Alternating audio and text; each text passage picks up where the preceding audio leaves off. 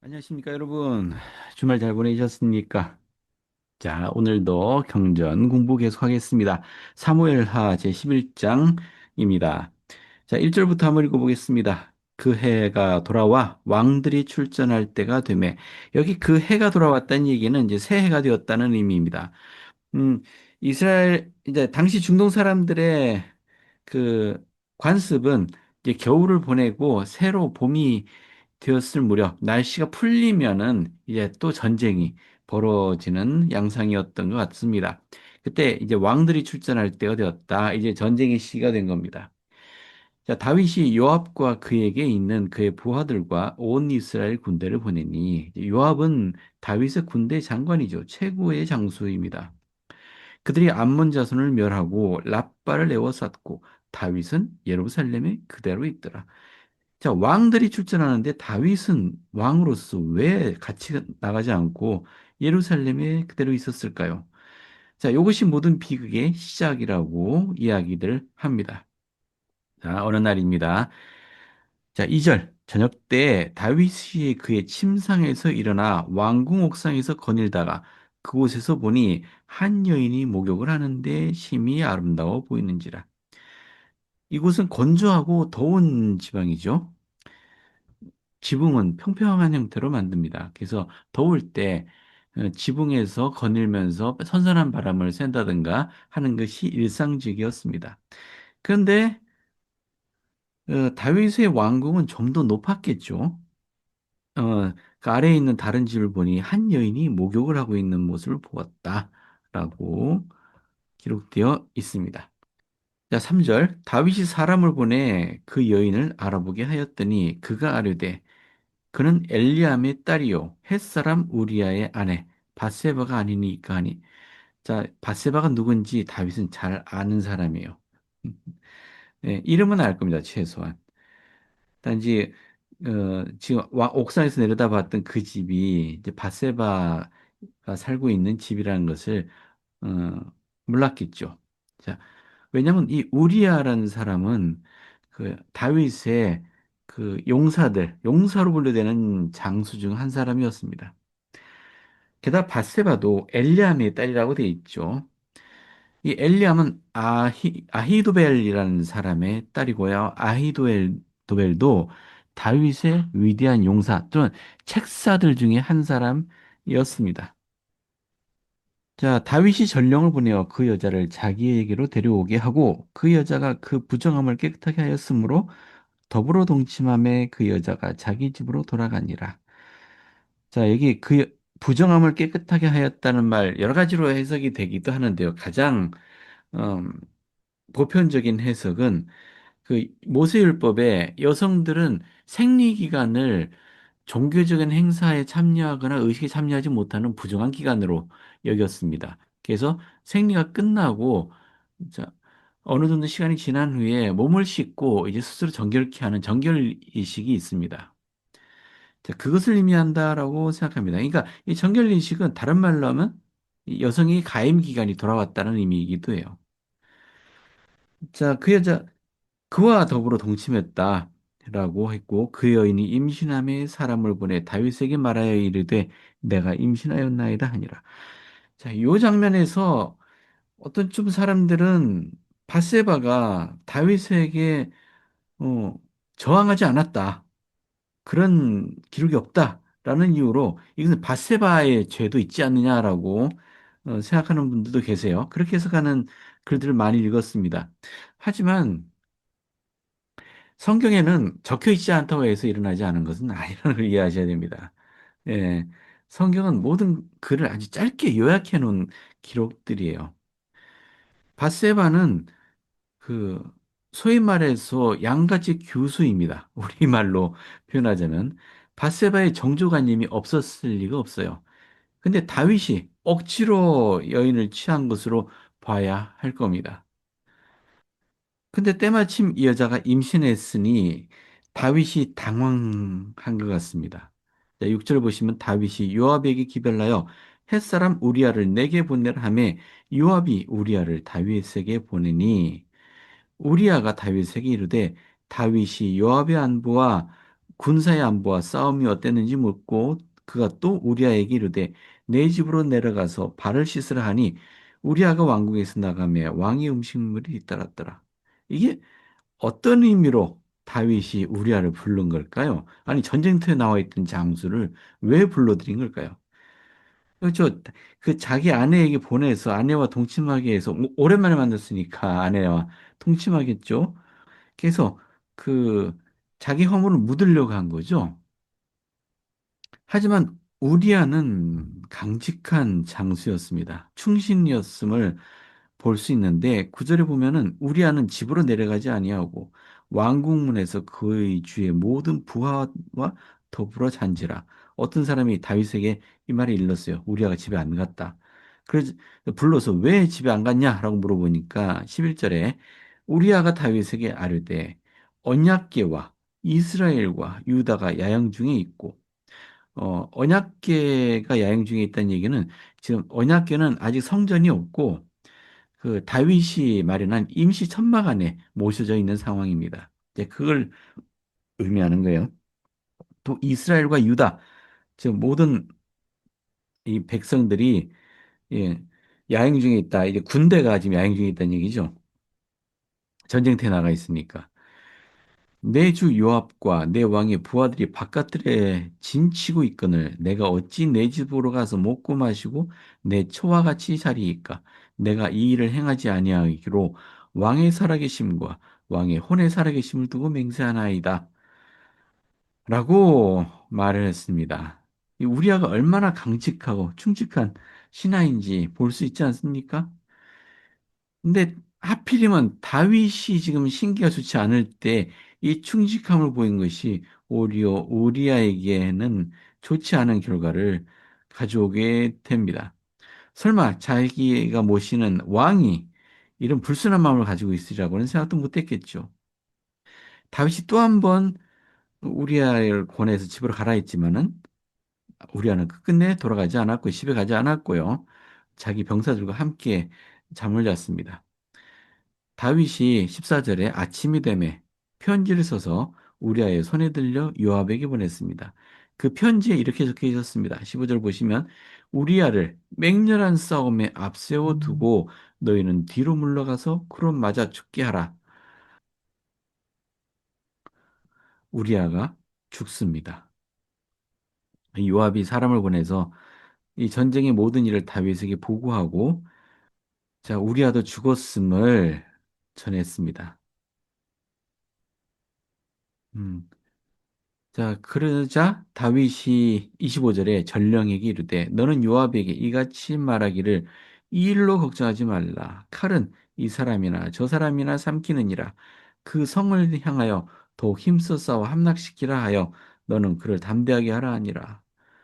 사실은 이 우리아가 죽게 된 이 작전 자체가 사실은 요압에게 있어서는 흠이 될 수도 있는 일이었습니다. 왜냐하면 무리하게 병사들을 성 가까이에 보낸 것이거든요. 그렇게 싸우면 안 되죠. 근데 그렇게 한 것은 다윗의 편지 때문이었지 않습니까? 성 가까이 가면 성벽 위에서 화살을 쏘아야 될 것은 당연한 이치고요. 그 장례를 자 27절에 우리아의 아내는 그 남편 우리아가 죽었음을 듣고 그의 남편을 위하여 소리내어 우니라. 그 장례를 마침에 다윗이 사람을 보내 그를 왕궁으로 데려오니 그가 그의 아내가 되어 그에게 아들을 낳으니라. 다윗이 행한 그 일이 여호와 보시기에 악하였더라. 지금 다윗이 범한 죄가 뭡니까? 지금 여러 가지 있을 수 있는데요. 첫 번째, 간음죄를 범했죠. 남편이 있는 여인을 취했습니다. 자, 살인죄 다음으로 심각한 범법이라고 이야기하죠. 게다가 이것은 다윗이 강제로 행한 일이니까요. 어떻게 보면 살인죄와 비슷한 헤아려질지도 모르겠습니다. 왜냐하면 여인의 순결을 되돌려 줄 수 없지 않습니까? 보상할 수 없는 범법입니다. 거기다가 그 여인의 남편을 죽게 만들었습니다. 다윗이 직접 손을 쓴 건 그렇죠. 손을 쓴 거라고 볼 수 있죠. 하여 다윗이 직접 죽인 것은 아니지만 다윗이 손을 써서 그를 죽게 만들었으니까 다윗이 죽인 것과 동일하게 여겨집니다. 게다가 남편 잃은 여인을 취했습니다. 그 가족의 아내를 빼앗아온 겁니다. 자, 여호와께서 나단은 선지자입니다. 당시 사무엘이 죽고 나서 예, 나단에 대해서 자세한 이야기는 없지만은 나단이 사무엘의 뒤를 이은 선지자인 것은 분명해 보입니다. 자, 나단이 다윗에게 와서요. 자, 계속 읽겠습니다. 한 성읍에 두 사람이 있는데 한 사람은 부하고 한 사람은 가난하니 그 부한 사람은 양과 소가 심이 많으나 가난한 사람은 아무것도 없고 자기가 사서 기르는 작은 암양 새끼 한 마리뿐이라. 그 암양 새끼는 그와 그의 자식과 함께 자라며 그가 먹는 것을 먹으며 그의 잔으로 마시며 그의 품에 누움으로 그에게는 딸처럼 되었거늘. 어떤 행인이 그 부자에게 오매 부자가 자기에게 온 행인을 위하여 자기 양과 소를 아껴 잡지 아니하고 가난한 사람의 양 새끼를 빼앗다가 자기에게 온 사람을 위하여 잡았나이다 하니 다윗이 그 이야기를 듣고는 분노했습니다. 그리고 이렇게 얘기합니다. 여호와의 살아계심을 두고 맹세하노니 이 일을 행한 그 사람은 마땅히 죽을 자라. 그가 불쌍히 여기지 아니하고 이런 일을 행하였으니 그 양 새끼를 네 배나 갚아줘야 하리라 한지라. 자, 나단이 다윗에게 이르되 당신이 그 사람이라. 이스라엘의 하나님 여호와께서 이와 같이 이르시기를 내가 너를 이스라엘 왕으로 기름 붓기 위하여 너를 사울의 손에서 구원하고 내 주인의 집을 내게 주고 내 주인의 아내들을 내 품에 두고 이스라엘과 유다 족속을 내게 맡겼느니라. 만일 그것이 부족하였을 것 같으면 내가 내게 이것저것을 더 주었으리라. 그러한데 어찌하여 내가 여호와의 말씀을 업신여기고 나 보기에 악을 행하였느냐? 내가 칼로 햇사람 우리아를 치되 암몬 자손의 칼로 죽이고 그의 아내를 빼앗아 내 아내로 삼았도다.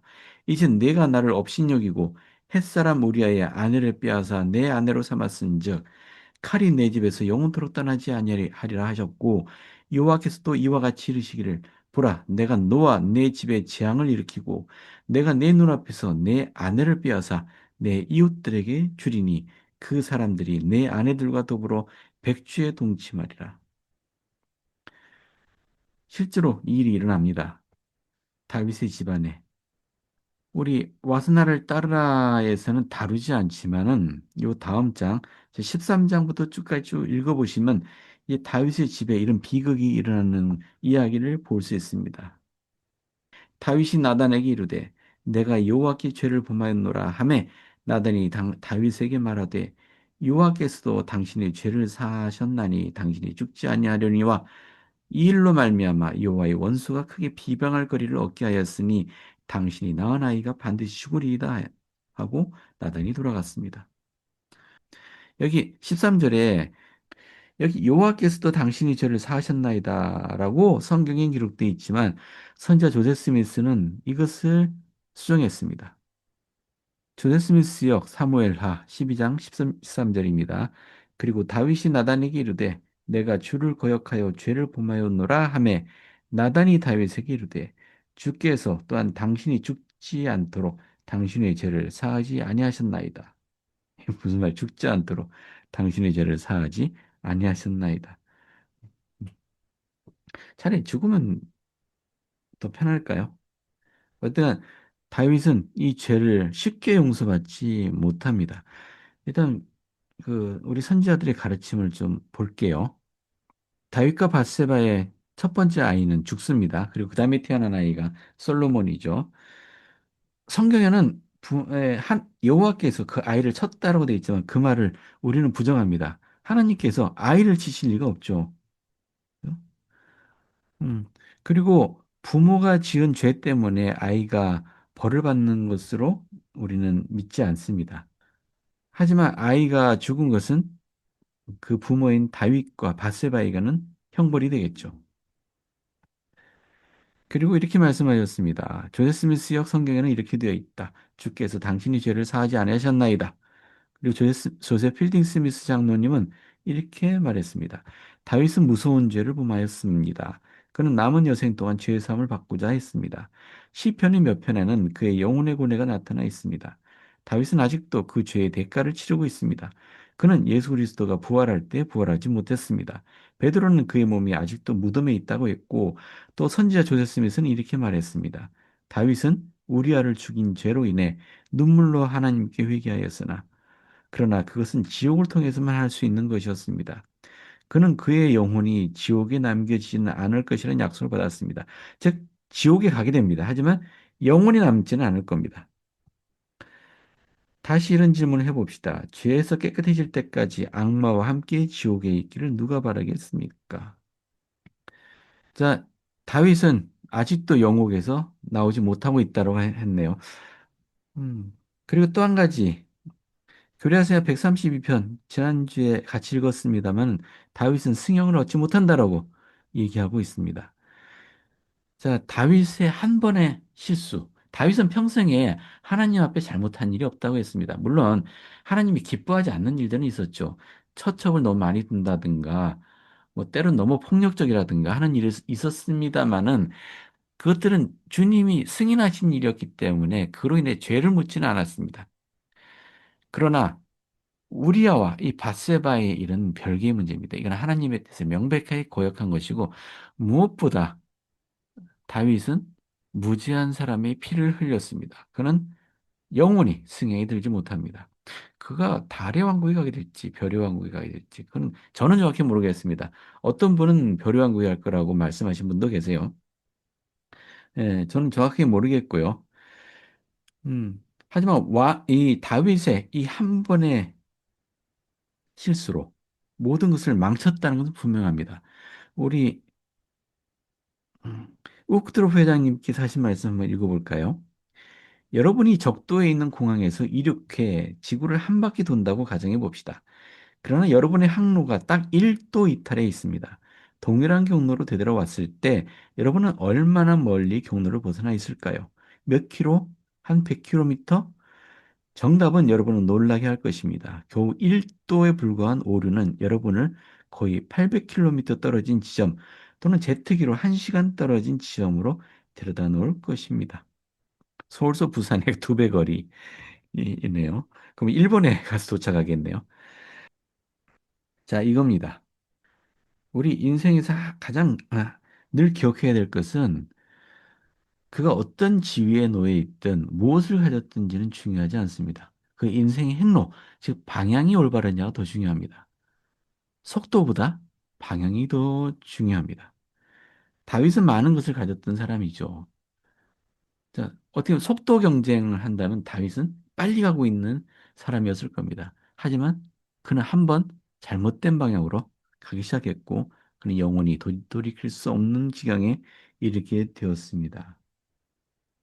여기에 자, 밧세바의 출신에 대해서 설명하고 있잖아요. 자, 11장 3절에 그는 엘리암의 딸 그리고 헷 사람 우리아의 아내 밧세바는 엘리암이라는 사람의 딸이었습니다. 그리고 이건 다른 자료에 찾은 겁니다만은 볼까요?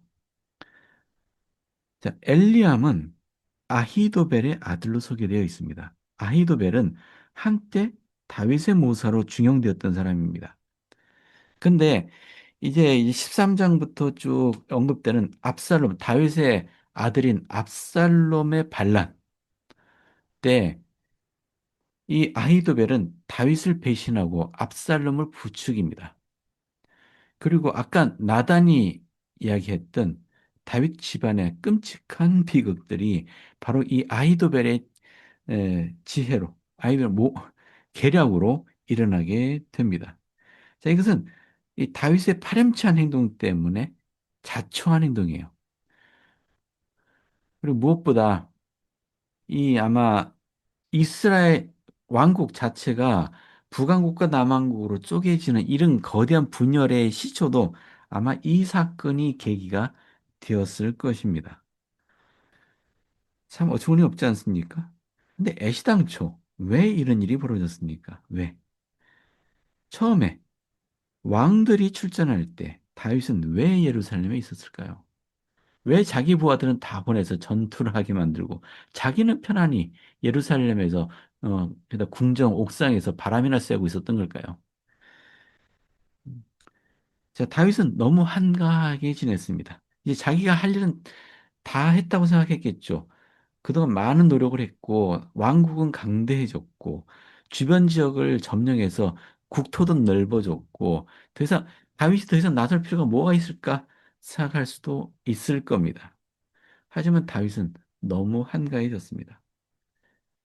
자, 우리 마음의 한가함은, 나태함은 결국 죄를 불러 일으킵니다. 다윗이 이렇게 한가하지 않았다면 이런 비극은 일어나지 않았겠죠. 자, 우리 후기 성도들도 다윗의 교훈을 기억해야 되겠습니다. 자, 얼마나 많이 가지고 있고, 어떤 지책이 있고, 얼마나 능력이 있는지가 중요한 것이 아닌 것 같습니다. 자신의 정욕을 다스리는 것이 더 중요합니다. 자신을 통제해야 돼요. 자신을 믿지 말아야 됩니다. 우리 후기 성도들은 나이 들어서도 편안히 지내겠다. 그런 생각을 하는 것은 위험할지 모르겠습니다. 이런 나태한 생각에 사탄이 비집고 들어오기 쉽다는 것을 우리 다윗의 이야기에서 알 수 있습니다. 자, 다시 한번 정리해 볼까요? 다윗은 한가했고 그로 인해서 욕정이 일어났고 이것을 이기지 못해서 범법을 저질렀습니다. 그리고 그 범법을 감추기 위해서 자신의 자존심이 상하는 것을 막기 위해서 한 사람을 죽게 만들었습니다. 아, 그분을 설명 안 했네요. 지금 우리아의 아내를 강간한 것이지 않습니까? 그래서 이 바세바는 엘리암의 딸이고요. 아히도벨의 손녀입니다. 이것이 게다가 그걸로 끝났으면 좋겠는데 바세바가 아이를 가졌지 않습니까? 숨길 수 없는 상황이 되었습니다. 자, 그래서 우리아의 아이다라고 포장하려고 했는데 그것이 실패하게 되었지 않습니까? 자신의 충신들의 보기에 민망한 일이 일어났지 않습니까? 그리고 비난받게 될 겁니다. 자, 그것이 싫었겠죠. 그래서 다윗은 더 큰 죄를 짓게 됩니다. 자신의 죄를 덮으려 할 때 더 큰 죄를 짓게 돼요. 우리 아담과 이브도 자신들이 그 선악을 알게 하는 나무 열매를 따먹은 것이 부끄러워졌고 그래서 스스로 숨기려고 했지 않습니까? 그래서 나뭇잎으로 앞치마도 만들고 또 하나님의 음성이 들리니까 숨기도 했고요. 더 큰 문제는 그것이죠. 하나님으로부터 숨었다는 것입니다. 결국 아담과 이브의 부끄러움을 어떤 식으로 하나님이 가르치셨습니까? 가죽옷을 만들어 입혀주셨죠. 다윗도 어느 순간이라도 돌이켜서 하나님께 의지했다면 하나님이 다른 방식으로도 어떤 방식으로든 다윗의 부끄러움을 가려주셨을지도 모르겠습니다. 하지만 다윗은 끝끝내 돌이킬 수 없는 선을 넘기고 말았습니다. 자, 돌이킬 수 없는 선이 있다는 것을 분명히 아셔야 됩니다. 그때까지는 하나님이 한없이 너그러우세요. 뭐라고 했나요? 자, 만약에 너에게 준 게 부족했으면 내가 이것저것 더 줬을 것이다. 하나님은 너그러우신 분입니다. 자, 선을 넘지 마시기 바랍니다. 자, 오늘은 여기까지 할까요? 자, 내일 또 뵙겠습니다.